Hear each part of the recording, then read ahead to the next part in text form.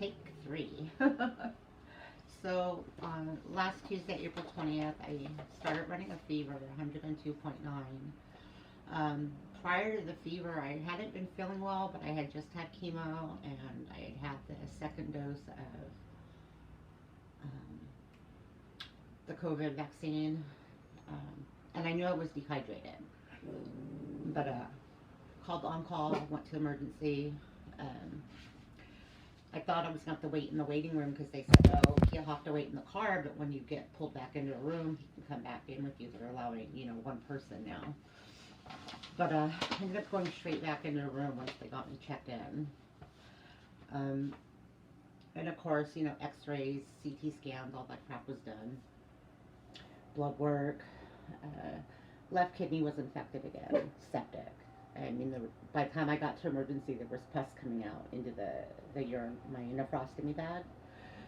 So I was in emergency most of the night while they were just getting the initial tests run, and then I was admitted into the hospital. And then I stayed until the 25th. I got to come home on Sunday.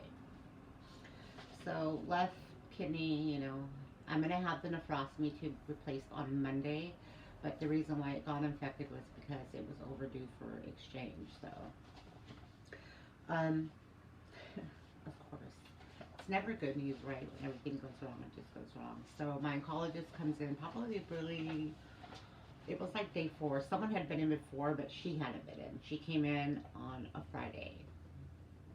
And basically my cancer has grown. And it's just prolific throughout my abdomen. It's in my liver. I have a tumor starting to press up on my distal IVC, which, is the main vein coming down from your heart that supplies, like, the kidneys or whatever. But it's a main artery, and they're worried about blood clots at this point for deep vein thrombosis. My oncologist, we made the decision together that I would not be starting I was going to be going on Avantis or something like that, but we're not going to do that. Instead, I'm going on, I don't even know the name of it. It starts with a T though. But in this visit, I had to have a blood transfusion, and it looks like I'm going to be getting blood transfusions and I'm getting anti-neopol. I don't know if that's the actual infusion, but it's 1 hour. So it looks like I'm going to do 6 doses of this therapy. So I'm going to go on this new drug, and hopefully we can just halt it or stop it,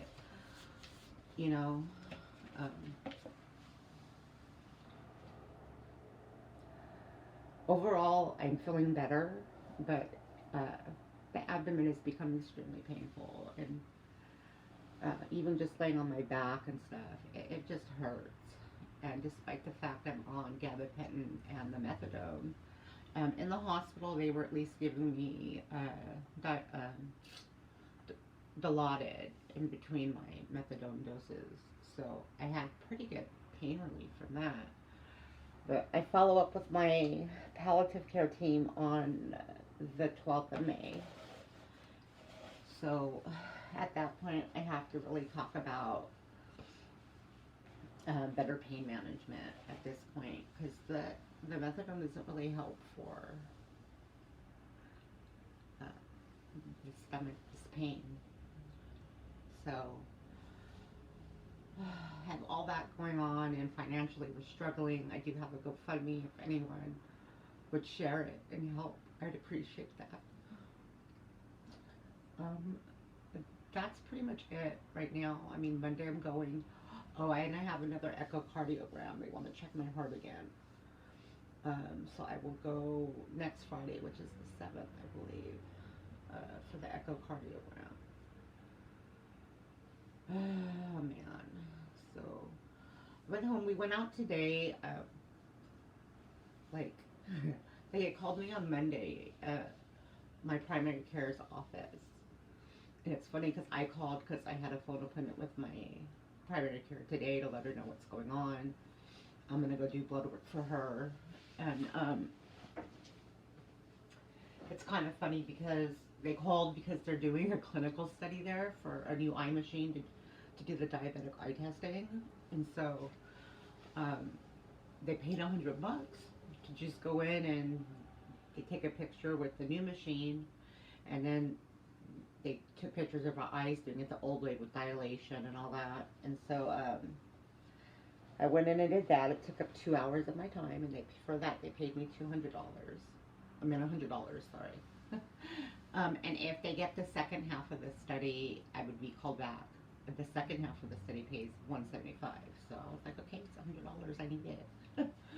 um, and then we went from there to go to pick up. I had medicines because my primary care put me on Wellbutrin, and then I had to pick up 2 more other meds, my Eliquis, and they gave me more more of the gabapentin.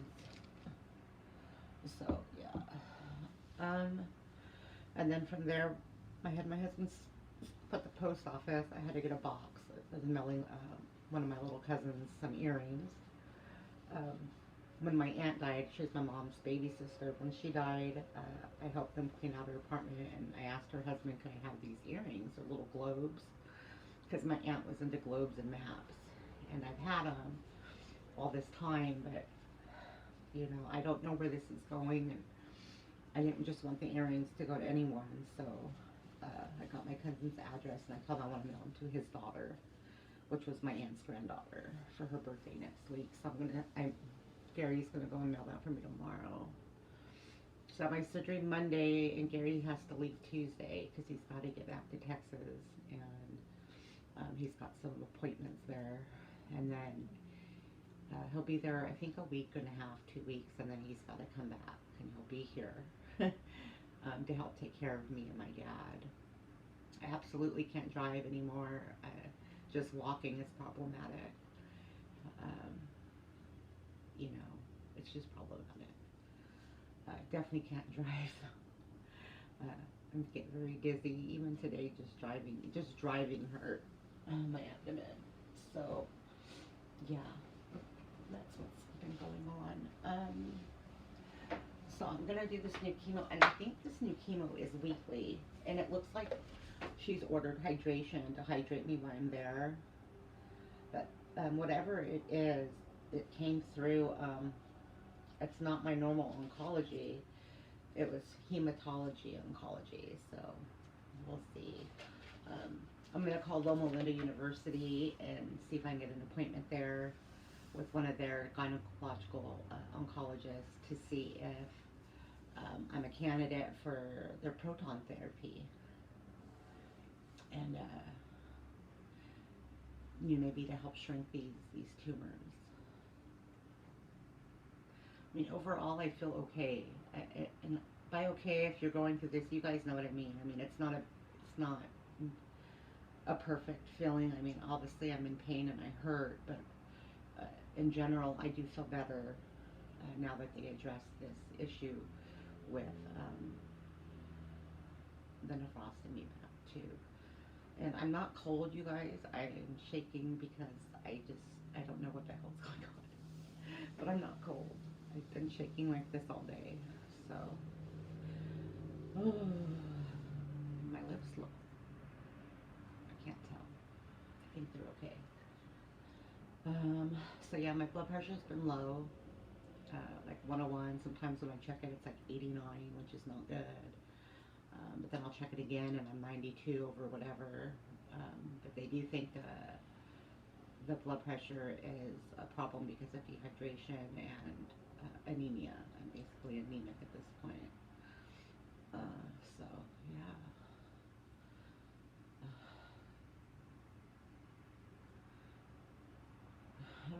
Did I say, you guys? Okay, so I have a GoFundMe, but I also have Linktree, you guys, where I have my bonfire and all that. Everything's under Justine Fights Cancer. But if you guys could share my GoFundMe, I'll try to put the link in the comment section. Financially, we are not doing so good right now, and we're struggling. Um, so, just anything helps, even if it's just $1, or just to spread the word.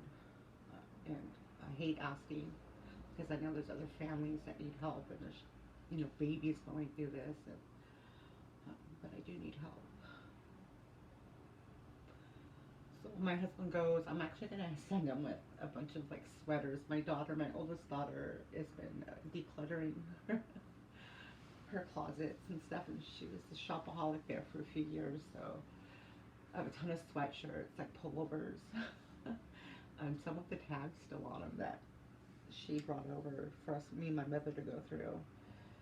And I took a lot of the sweatshirts. Actually, I took a lot of stuff because it was really cute and it'll fit. But he's got to take a bunch because I don't like to be cluttered, and I've got a lot of clothes in here, and some of them I don't wear.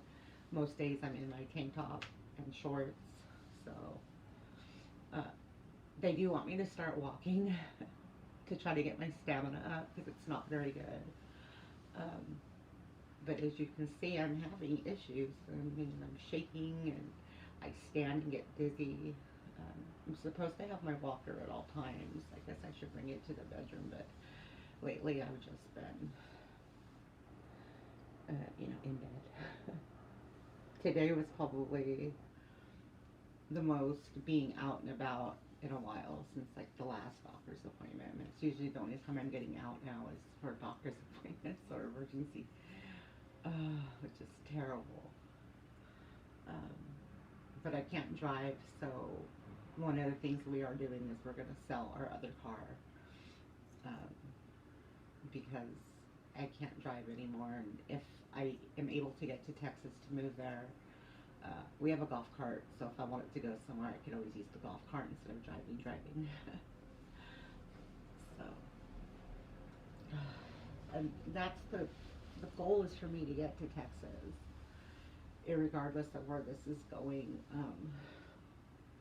to get treated in Texas. My hope was to go through MD Anderson, but I need to find out. I have to call social services in Texas to make sure I can even, I know I have to get a driver's license, has to be a Texas driver's license and all that, but I'll probably just get a picture ID.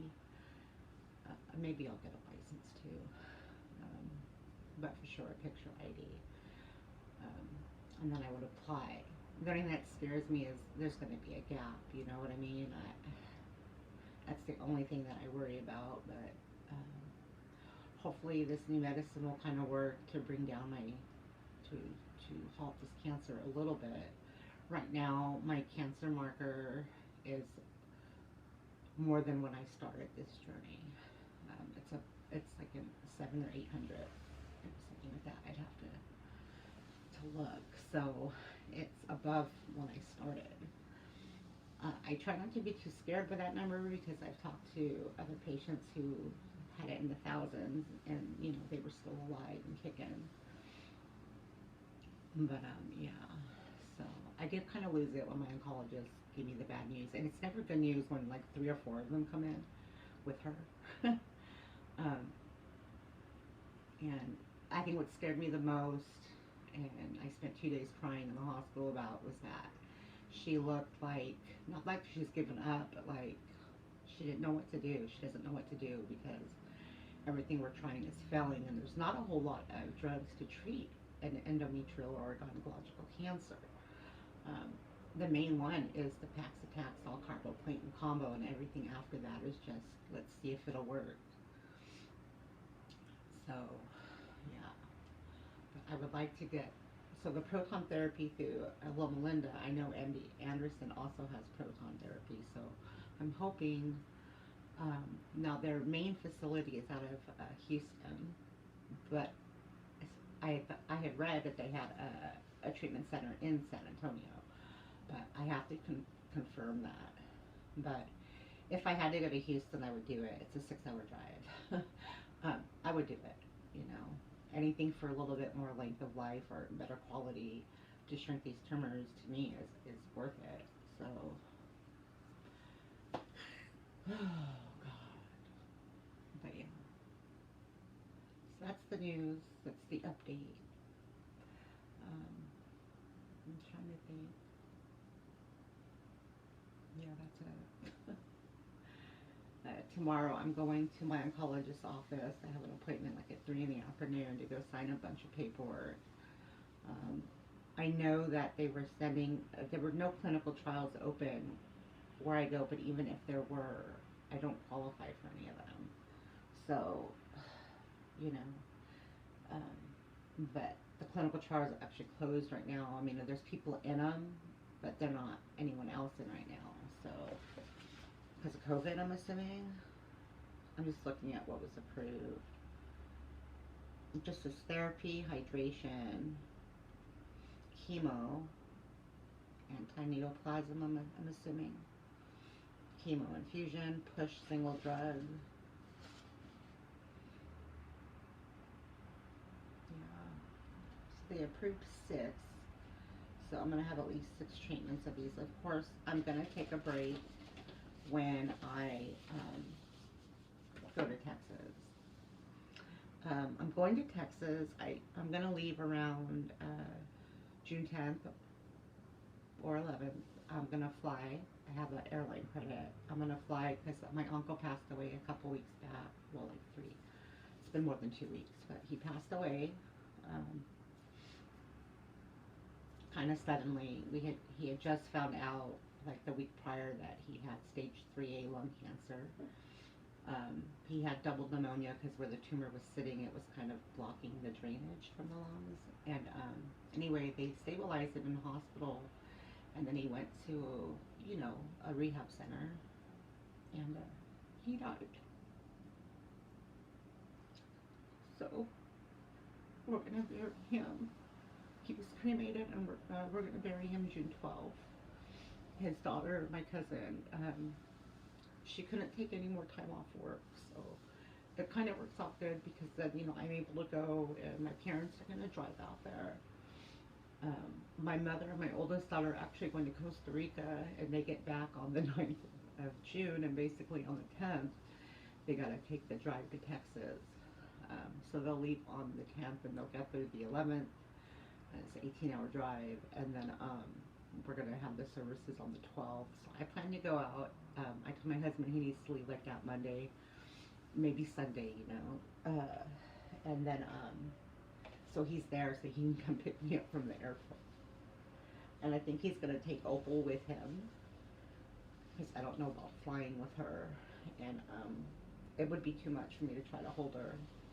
I'm going to need assistance at the airport, so she'll probably go with him in the car when he leaves, and then he'll bring her back. He'll be back after he'll shut down the house and everything, and come back after he has his cataract fixed on his eye, and then he'll be back. And I think while I'm in Texas, I have a ton of stuff I was trying to get rid of. I'm gonna have a yard sale while I'm there, maybe on Sunday, and get rid of a bunch of stuff and make some money. Anything at this point. And then he'll be back, and hopefully when he leaves, I'll be leaving with him, making the move to Texas. Oh, there's just so much that has to be done to, go. I'm scared I'm going to go, and then what if I can't get Medicaid there, and then, I'd be screwed. But no way to pay for treatment. So, oh man.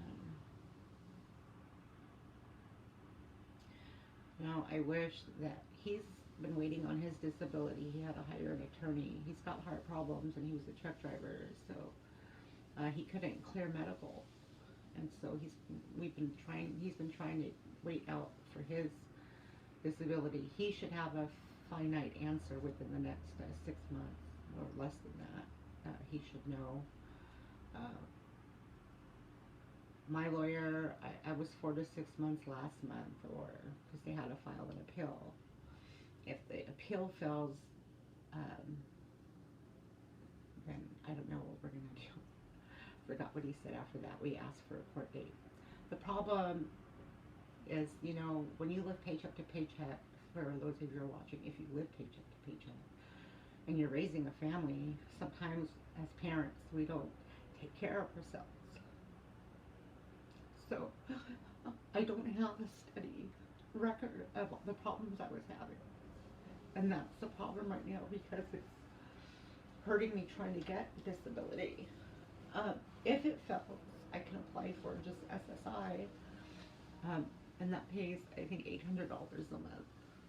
So, I mean, I would be fine with that. But, yeah, it's just waiting it out, you know. Oh, God. So, yeah. Sorry, guys. I didn't mean to cut on you. It's just, I'm so stressed.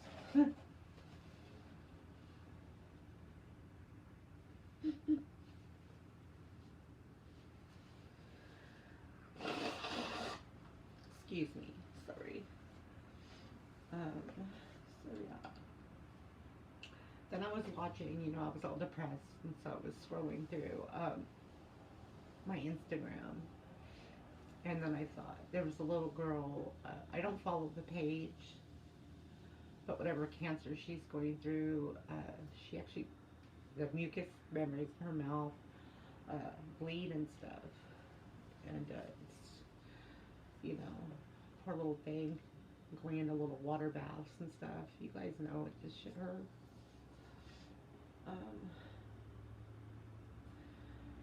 Just getting lost in like Instagram videos or playing games, anything, so that I'm not focused on the pain and stressing out about just everything. I had my oncologist laughing there because I've been so crazy about taking these pain meds because I don't want to be addicted. I don't want to be one of those people, you know. And I told her, I guess it doesn't matter because it looks like I'm not going to survive this anyways. But, you know, I have to think that. Otherwise, I won't take them. My hope is to survive, that we find something that works and it, you know, clears it out. But so far, you know, everything we've tried has failed. So, my legs hurt, sorry. So, yeah, that's my crazy bipolar cancer. What's going on with me? I went on Wellbutrin to try to stabilize my mood. And my primary is like, well, you know, you should probably just see a counselor. I'm like, I can't even get out, you know. I have to find out because I'd have to call my insurance to figure that out because I can't leave for that. You know, if I could do it online, that'd be great. Video call chat, you know, like I do with my palliative care team and most of the time with my oncologist. So yeah. And one day, either this week or next, I gotta go do the lab work for my primary care. She wants a copy of the labs. And I don't know if it's just here in California, it might be nationwide, but you know, it's kind of cool that she could pull up everything that happened at UCI. She could see like tests and she can see the blood work, she can see everything kind of from there. I don't know about blood work, but I know she saw like results and what they did, and because they basically put on there to follow up with her regarding the blood pressure, my blood sugar, and I forget what else. They put her in charge of it. So she's like, that's fine. But she kind of relaxed me saying, you know, it's probably the dehydration and the anemia causing the low blood pressure. So I don't know. I know I'm probably at some point they're going to put me back on, give me another infusion of blood. They did give me magnesium. Also, my magnesium was off, as well as my potassium. But I haven't asked her, should I take magnesium pills? Should I go get potassium pills? Now, luckily, if my primary care assigns those, I don't have to pay out of pocket, which is good. Because there's some things I have to pay out of pocket for, and it's expensive. So, yeah.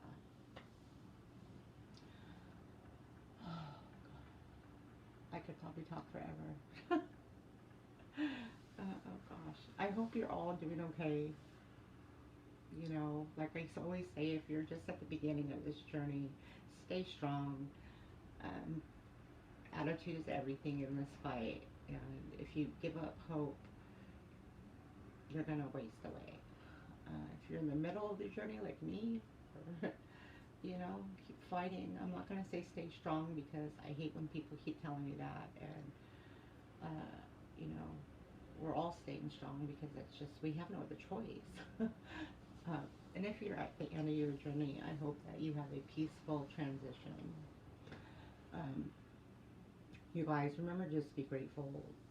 No matter what I'm going through right now with my financial issues and the cancer growing and, you know, nothing seemed to working, I still have so many other blessings in my life.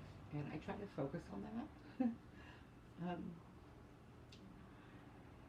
and it's just, you gotta do it. You just gotta stay positive. So, I do let myself cry. I do let it out. If you hold it in, you know, you'll go crazy. So I do let myself cry, and I just get up and keep going. And, um, you know, my biggest fear is not dying. Although I would like longer. My biggest fear isn't the dying part because, you know, I think to end the pain would be great, but I don't want to be in pain. It's the pain that's happening now, and I'm scared it's going to get worse. Those are my fears, and I do voice that to my oncologist. You know, I'm not in denial. I understand that, you know, it's not good right now, and but there's always miracles, and there's, you know, always, you know, maybe once I start calling around and getting these different opinions, someone will have something that will help better than what I'm doing now. So, you know, be your own advocate, you guys. Fight for what you think you need. And that's it. Everyone have a good night. I try to get this uploaded today. Bye.